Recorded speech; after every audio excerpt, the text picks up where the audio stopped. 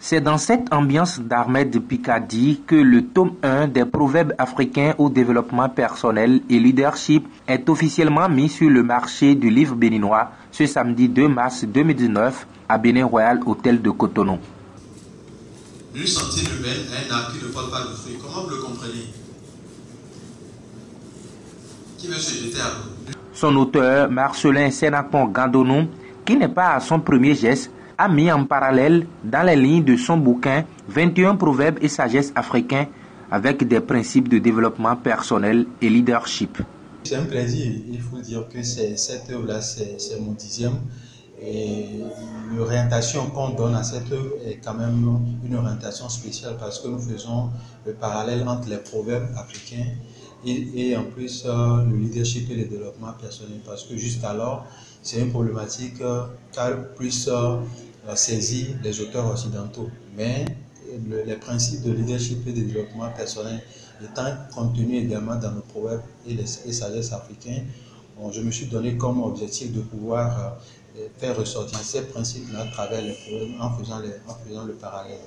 Un livre de plus pour le développement personnel, sauf que celui-ci traite typiquement de la corrélation entre les proverbes africains et le développement personnel, de quoi vous amener à devenir la meilleure version de vous-même. Une aubaine donc pour le public venu nombreux au lancement.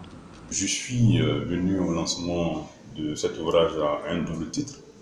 D'abord parce que l'auteur Marcelin Gandonou était un ancien diplômé de l'école Pigé Bénin. Donc ma présence se justifie par le fait que je viens donc soutenir un ancien diplômé dont nous sommes très très fiers. Par ailleurs, la thématique qui est abordée est fort intéressante.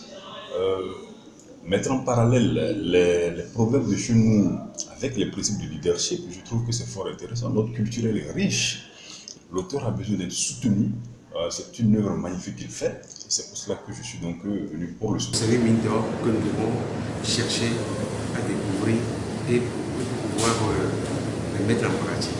Je pense que c'est cette initiative de voir que coach Marcelin a pris, donc nous sommes là pour le soutenir.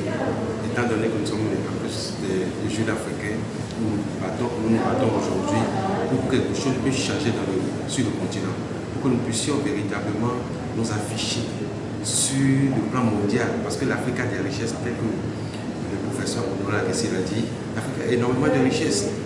Présent à cette cérémonie de lancement, le directeur fondateur de l'Institut de développement et d'échange endogène, le préfacier du bouquin, le professeur Honorat Gessi, qui justifie sa présence aux côtés du jeune auteur.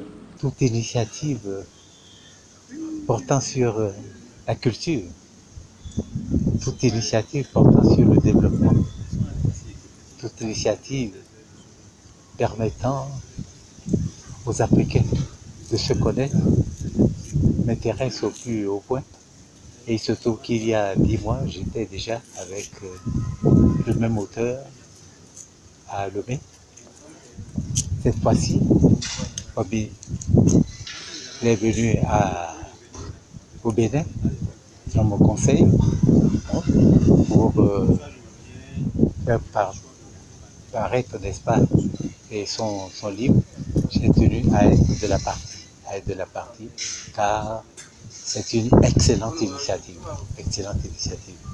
Surtout, insister sur les proverbes africains pour permettre aux jeunes de se cultiver, c'est une bonne chose. Une excellente chose.